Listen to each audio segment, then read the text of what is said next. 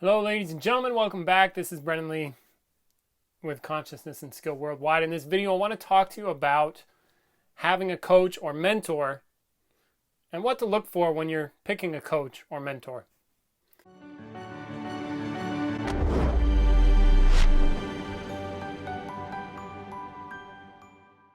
This comes from a question from my forum. If you want to get involved in the forum, please visit my website. There are other people that ask me questions. I use these questions to generate content for you that I think will be useful and valuable in your own growth and efforts in what you're working on. So I'll read. Here it is. Hello, Brennan. I have a question about having a mentor or coach to help you reach your goals in a specific field if you're shooting for mastery. For me specifically is playing guitar. I'm for the most part self-taught in my field, mostly because the internet is a thing and you can find all the information you need, but sometimes it comes with the paralysis by analysis drawback. I'm not sure what you mean right there, but if you are paralyzed by analyzing stuff, then you're invited to stop doing that immediately and proceed straight to training. That's a quick aside from me. What are the benefits and downsides of having someone help you, and what are the qualities one should look for when choosing a mentor? Now that's probably the question, like, if I'm going to get a mentor, what are the qualities that I should look for when picking a mentor? Well, I'll start by saying I don't know. And I'm going to make up some stuff about what I would consider myself, just having worked with lots of people and had people work with me a lot. Basically, you know, the benefits of having a mentor, one, are speed of learning. That is the primary benefit. Like Peter would say about his teacher Wong Jackman, who he studied a lot with the Marshall, and his teacher would say, he's always study with the best. Always study with the best. It's going to cost you more money. That's a downside, right? Especially if money's a problem. But always study with the best, because they will save you time, because they have gone through the rigor and the training, and they can see traps that you can't see and set you on track. You see, so those are some of the qualities. Like if it was me, for example, right? I do not play guitar. I would try to find, if I wanted to be really serious about it. Now, you may want to question your level of seriousness. You see, but if you are really wanting to be extremely serious, if it was me and I was really serious, I would find the top, you know, and then perhaps in a genre that I wanted to check out, because I know there's many different genres of guitar playing, but likely if I wanted to master the guitar, I'd find the best person who's teaching and say, hey, I am here for you. How much do you charge? Or what can I do to study with you and make sure that happens? That's where I would go if I was really serious. So now what qualities do you look for? Well, one of the things right off the bat you can look at, like, because one of the things that is challenging that I will acknowledge is that especially if you're just starting out in a field, you don't fucking know. You know, you don't know, is the person that I'm studying with, are they good or not? You don't know. So maybe do some research, right? And also, you know, just know that not all mentors are created equally. So, you know, some people are trash, some people are con people, some people are really excellent at what they do. It just depends, like, and anywhere in between.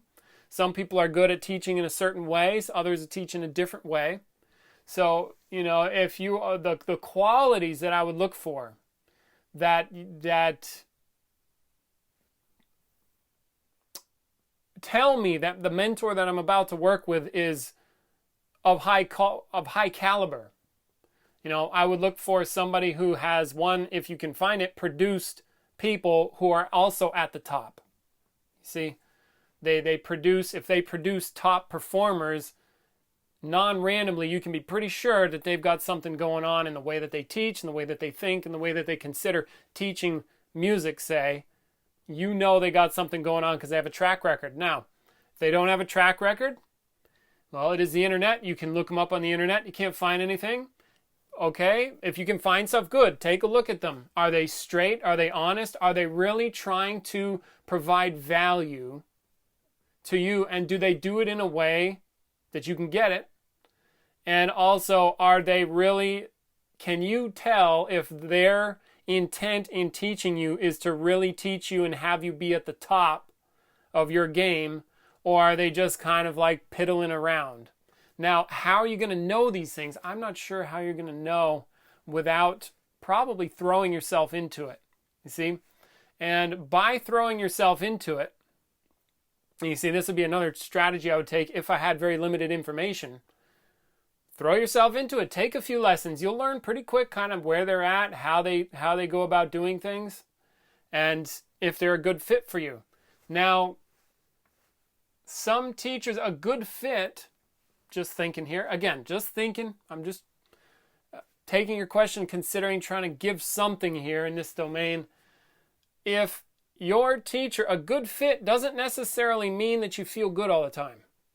Now, some teachers, they may and again, not likely in guitar playing, but who knows, abuse their position and they might have like a racket going on, in which case, okay, I have to be better than my students or something like that. So they're constantly putting their students down rather than teaching them, for example. I'm not saying any of your teachers do this. I'm just saying this is like a possibility.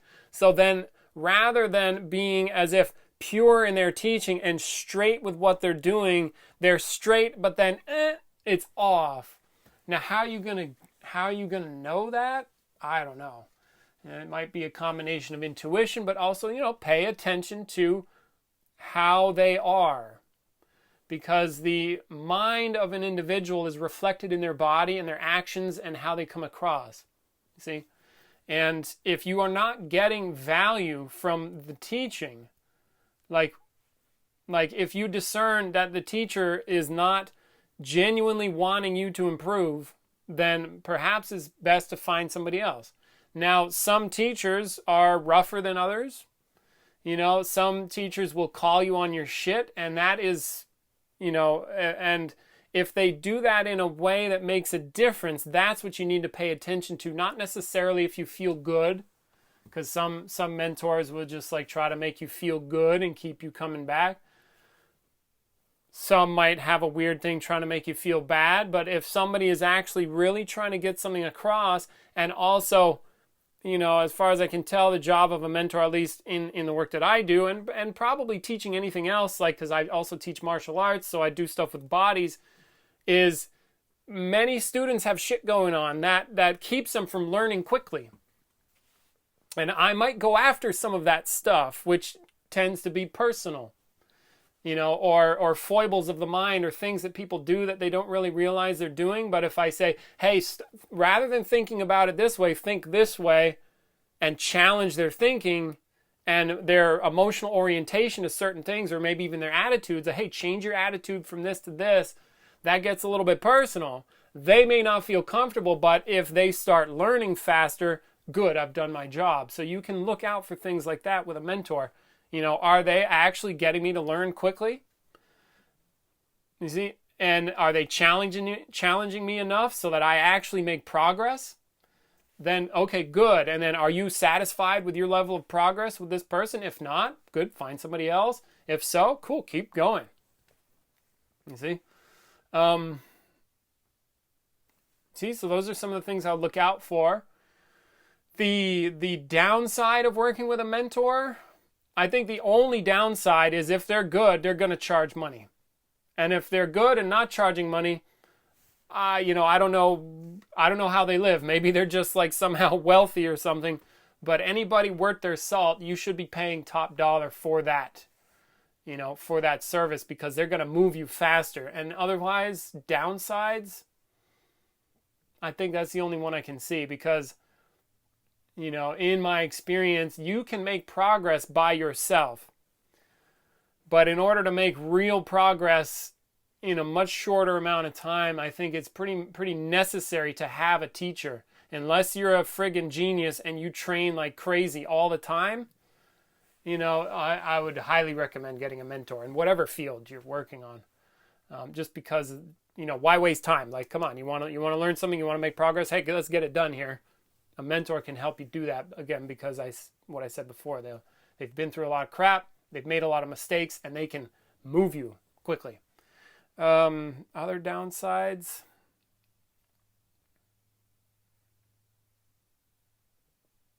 Yeah, that's what I got for you.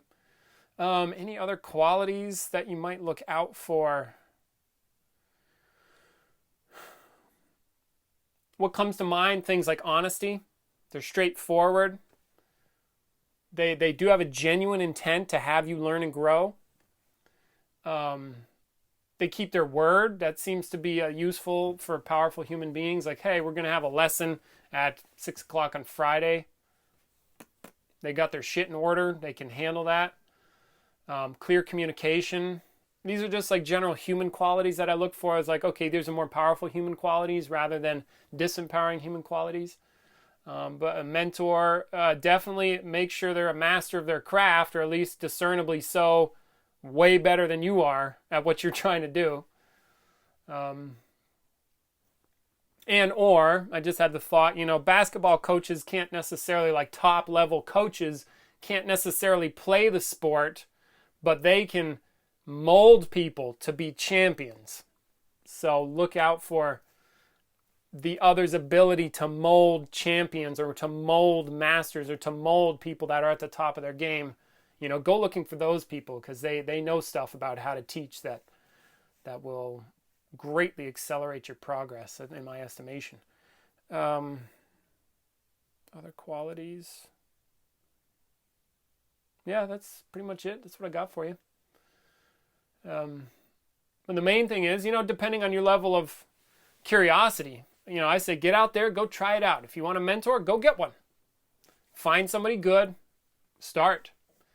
If you want to train on your own, because I just noticed that you do have, training on your own in your question here. And thanks for writing, by the way, again. If you want to check the forum, go ahead, check the links in the description. Go ahead and go there and interact with other people, ask me questions. If you want to train on your own, that takes work. Discipline is very useful.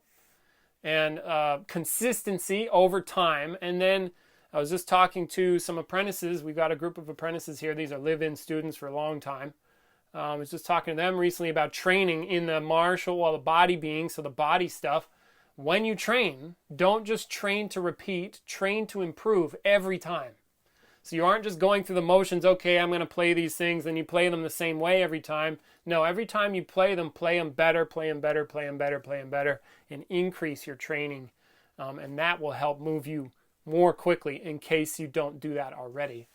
And then put in the time, and one of the main things is consistency over time is a huge thing. And I think one of the things is really challenging for people if they're working on their own, as far as I can tell. Most people, generally speaking, you may be an anomaly. I don't know you, and I don't know how your mind works, so I can't say for sure.